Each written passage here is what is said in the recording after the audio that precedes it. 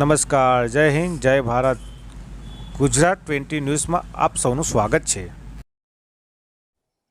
દાહોદ નગરપાલિકા સામાન્ય ચૂંટણી 2026ની અંદર આજે 13/4/2026ના રોજ સવારથી જે ફોર્મ સ્ક્રુટિની થઈ એના બાદ જે આંકડા છે એ પ્રમાણે હાલ ભારતીય જનતા પક્ષ તરફથી 44 જે ફોર્મ રજૂ થયા હતા એમાંથી 35 માન્ય છે અને 9 અમાન્ય છે.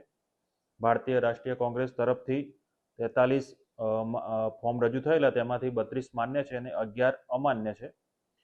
આમ આદમી પાર્ટી તરફથી 13 ફોર્મ રજૂ થયેલા, તે પૈકી 13 માન્ય છે. પ્રજાશક્તિ ડેમોક્રેટિક પક્ષ તરફથી 1 ફોર્મ રજૂ થયેલું, તે માન્ય છે. અપક્ષ તરફથી કુલ 15 ફોર્મ રજૂ થયેલા, તે પૈકી 12 માન્ય છે અને 3 અમાન્ય છે.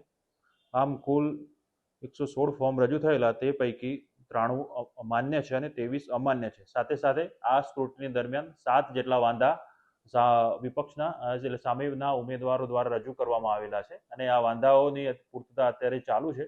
જે તે ડિપાર્ટમેન્ટ જોડેથી સંલગ્ન માહિતી લઈને તાત્કાલિક આ બાબતે આગળની કાર્યવાહી કરવામાં આવશે.